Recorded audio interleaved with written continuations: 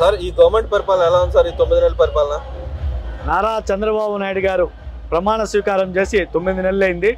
ఈ 9 నెలల పరిపాలన ఆంధ్రప్రదేశ్ నభూతో నభవిష్యత్తుగా పరిపాలన నారా చంద్రబాబు నాయుడు గారు ముఖ్యమంత్రి వర్యులు, అదేవిధంగా కూటమి ప్రభుత్వం అద్భుతంగా పనిచేస్తుంది. అన్ని రకాల ప్రజలు, ముఖ్యంగా ఎస్సీ, ఎస్టీ, బీసీ, మైనారిటీ, బడుగు బలహీన వర్గాలు అందరూ కూడా చాలా ఆనందం, సంతోషం వ్యక్తం చేస్తున్నారు. ఎందుకంటే ఈ రాష్ట్రంలో నారా చంద్రబాబు నాయుడు గారు అధికారంలోకి వచ్చే నాటికి జగన్మోహన్ రెడ్డి గారు మాజీ ముఖ్యమంత్రి వర్యులు 10 లక్షల కోట్లు అప్పులు చేసి అప్పులు ఆంధ్రప్రదేశ్గా తీర్చినాడు. అయినా కూడా నిరంతర శ్రమజీవి, బడుగు బలహీన వర్గాల ఆశా జ్యోతి నారా చంద్రబాబు నాయుడు గారు అధికారంలో వచ్చి 9 నెలలైనా కూడా అనేక సంక్షేమ కార్యక్రమాలు మీరు ఒక్కసారి చూడండి. 3,000 ఉన్న పెన్షన్ని 4,000 చేసినారు. దివ్యాంగులకు 3,000 ఇస్తుంటే 6,000 చేసినారు. అదేవిధంగా మహిళలకు ఉచితంగా సబ్సిడీ సిలిండర్లు 3 ఇస్తున్నారు. ఒక పక్క సంక్షేమము, ఒక పక్క అభివృద్ధి, ఒక పక్క అమరావతి రాజధాని నిర్మాణము, ఒక పక్క పోలవరము, ఒక పక్క విశాఖ రైల్వే జోన్. రాష్ట్రం సర్వతోముఖాభివృద్ధిగా పయనిస్తూ ఉంది. దీంట్లో ఎలాంటి అనుమానమే లేదు. జగన్మోహన్ రెడ్డి గారి పరిపాలన పూర్తిగా భ్రష్టు పట్టితేనే ఈరోజు 161 సీట్లతో కూటమి ప్రభుత్వం ఏర్పాటైంది. అన్ని వర్గాల ప్రజలు కూడా ఈరోజు ఆనంద ఆశ్చర్యాలతో ఉన్నారు. ఇది ఒక మంచి ప్రభుత్వంగా ప్రజలందరూ చెప్పుకుంటున్నారు. అదేవిధంగా నాయి బ్రాహ్మణ కార్పొరేషన్కి గతంలో నిధులు ఇచ్చిన వ్యవహారంగా లేదు, ఉత్సవగ్రహాల్లో ఉన్నారు. కనీసం బీసీల అభివృద్ధికి కూడా ఏం పాటుపడినది. ఈ గవర్నమెంట్ వచ్చిన తర్వాత ఎలా బీసీలకు అభివృద్ధి పాల్పడుతుంది అనుకుంటున్నారు? గత ముఖ్యమంత్రి జగన్మోహన్ రెడ్డి గారి పరిపాలనలో బీసీ కార్పొరేషన్ అన్నీ కూడా నిర్వీర్యం అయిపోయినాయి. కేవలం వాళ్ళు కుర్చీలకే పరిమితమైనారు.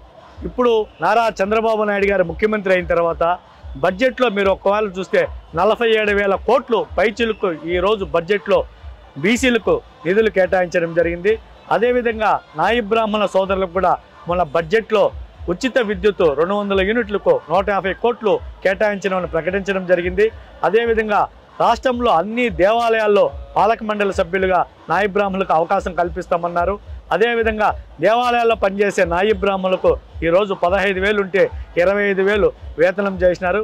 ఒక పక్క 16,347 డిఎస్సి పోస్టులు భర్తీ చేస్తూ ఈరోజు రాష్ట్రంలో ఉద్యోగ కల్పన ముఖ్యమంత్రి గారు చేస్తున్నారు. అన్ని విధాల ఈరోజు బీసీలను ఆదుకునే ప్రభుత్వం కూటమి ప్రభుత్వం. కానీ వైసీపీ నాయకులు అంటారు, నేనేదో ఒక బీసీ వ్యక్తి మీద దాడి చేస్తే అందరు బీసీల మీద దాడులు చేస్తున్నారు ఈ గవర్నమెంట్ వచ్చిన తర్వాత అని చెప్పి అంటారు. నిజంగా నా పరిస్థితి ఉందా రాష్ట్రంలో బీసీల మీద దాడులు? అయ్యో, గత ప్రభుత్వంలో నిత్యం ప్రజలు ఒక విధమైన అదేమంటారు ఒక అలజడిలో ఉన్నారు. ఈ అలజడి అనేది తొలగిపోయి ప్రజలు స్వేచ్ఛ హ్యాపీగా ఈరోజు ఫీల్ అవుతున్నారు. ఎక్కడా కూడా రాష్ట్రంలో దాడులు అనేటివి లేవు. ఇది వాళ్ళు కల్పించిన అభూత కల్పన తప్ప. గత ప్రభుత్వంలో మీరు ఒక్కసారి చూస్తే ఎంతమంది మీద బీసీలు దాడులు జరిగినాయో ఒక్కసారి గత ప్రభుత్వ పాలకులు ఆలోచించుకోవాలి. అదేవిధంగా రాష్ట్రంలో ఇప్పుడు నాయి బ్రాహ్మణ కార్పొరేషన్లో ఎటువంటి అవకాశాలు యువతకు ఉన్నాయని అనుకుంటున్నారు? ఇప్పుడు బీసీ కార్పొరేషన్ ద్వారా ఈరోజు అన్ని వర్గాల బీసీలకు స్వయం ఉపాధి రుణాలు పెట్టినారు. దాంట్లో రకరకాల వ్యాపారాలు చేసుకునేదానికి ఈరోజు ప్రభుత్వం అవకాశం కల్పించింది. అదేవిధంగా ఈరోజు షాపులు, సెలూన్ షాపులు పెట్టున్నారు. నాయి బ్రాహ్మణ సోదరులు కూడా ఉచిత విద్యుత్ ఇచ్చేదానికి బడ్జెట్లో ప్రవేశపెట్టున్నారు. అది అమలు కావాల్సి ఉంది, అది కూడా అమలు అవుతుంది.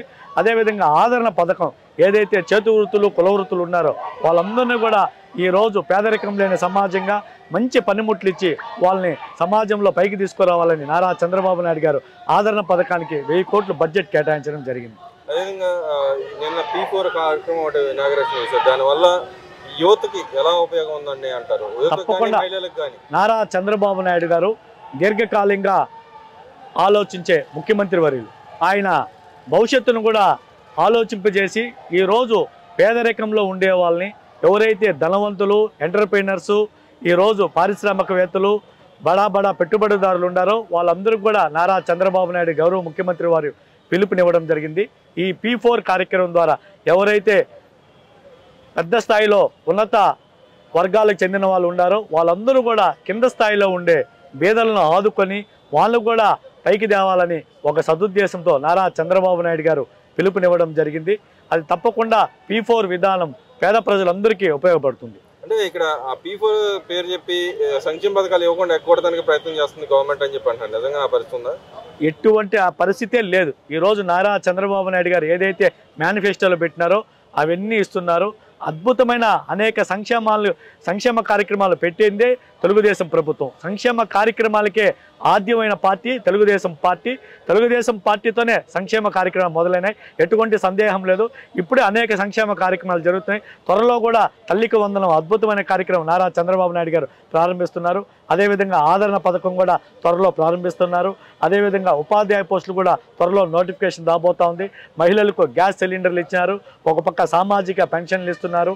అన్ని వర్గాలను కూడా ఈరోజు ఆదుకుంటూ సంక్షేమ ప్రభుత్వంగా ఈరోజు కూటమి ప్రభుత్వం చెప్పవచ్చు. అంటే ఇక్కడ అప్పులు తెచ్చి గవర్నమెంట్ పరిపాలన చేస్తుంది. ఈ నిన్న ఉగాది రోజు కూడా కొత్త అప్పులు తీసుకొచ్చింది.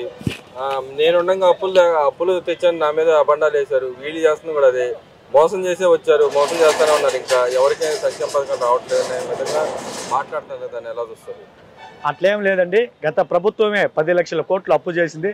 నారా చంద్రబాబు నాయుడు గారు ఇప్పుడు వచ్చినాక ఆ వ్యవస్థలన్నీ గాడిపెట్టి రాష్ట్రాన్ని ఆదాయ మార్గంలో తెచ్చే విధంగా ఆయన అనేక ప్రణాళికలు వేస్తున్నారు. దాంట్లో భాగంగానే స్వర్ణాంధ్రప్రదేశ్ 2047ని కూడా ఆయన సాధించబోతున్నారు. దాంట్లో భాగంగానే ఈ రాష్ట్రంలో పెట్టుబడులు పెట్టేదానికి బడా పారిశ్రామికవేత్తలను దేశ విదేశాల్లో సైతం వాళ్ళని కలిసి వాళ్ళు ఒప్పించి ఈ రోజు రాష్ట్రంలో పెట్టుబడులు పెట్టి ఒక పక్క రాజధాని రూపకల్పన చేసి ఈరోజు ఈ రాష్ట్రంలో ఆదాయం పెంచే విధంగా నారా చంద్రబాబు నాయుడు గారు కృషి చేస్తున్నారు. ఆ వచ్చే ఆదాయంతోనే ఈరోజు సంక్షేమ పథకాలు అయితేనేమి మిగతా కార్యక్రమాలు కూడా అభివృద్ధి కార్యక్రమాలు చేసేదానికి ఆయన నిరంతరం ప్రయత్నిస్తున్నారు. అదేవిధంగా కేంద్ర ప్రభుత్వం పెద్దల దృష్టికి కూడా నారా చంద్రబాబు నాయుడు గారు పోయి రాష్ట్రాన్ని అభివృద్ధి చేసేదానికి, సంక్షేమ పథకాలు ఇచ్చేదానికి, పేదలను ఆదుకునేదానికి ఆయన ఛాయశక్తులా కృషి చేస్తూ ఉన్నారు. అదేవిధంగా వైసీపీ నాయకులు అరెస్ట్ చేసినట్టు ఒకళ్ళు ఏమైనా హాస్పిటల్ పాలయ్యారు, ఒక ఆయన ఏమైనా కోర్టు చుట్టూ తిరుగుతూ ఉన్నాడు. దాంట్లో వాళ్ళు ఏదో రంగులు వేసుకోలేదని ఒక ఆయన గురించి అను, ఇంకో ఆయన హాస్పిటల్కి వెళ్ళాడు, హాస్పిటల్లో అట్టే పోతాడు, చచ్చిపోతాడు అన్నట్టుగా వ్యంగ్యంగా మా వాళ్ళని సోషల్ మీడియాలో పోస్ట్ చేస్తున్నారు, సునకానందం పొందుతున్నారని చెప్పారు. నిజంగా నా పరిస్థితి ఉందంటారు టీడీపీ వాళ్ళలో? టీడీపీ నేతలు ఎవరు సునకానందం పొందే వాళ్ళు ఎవరు గారు? టీడీపీ నాయకులంతా సమర్థవంతులు. వాళ్ళు ఒక మాట తీరు కానీ వాళ్ళ వ్యవహార శైలి కానీ ఖచ్చితంగా తెలుగుదేశం పార్టీ వ్యవహార నాయకులందరూ కూడా ఖచ్చితంగా ఉంటారు. ఎవరైతే చట్టాన్ని అతీతంగా పనిచేసినారో, ఎవరైతే ద్వేషించి రెచ్చగొట్టినారో అవన్నీ కూడా వాళ్ళు శిక్షలు అనేటివి ఎవరికైనా చట్టం ఒకటే, చట్టం తన పని తను చేసుకోబోతుంది.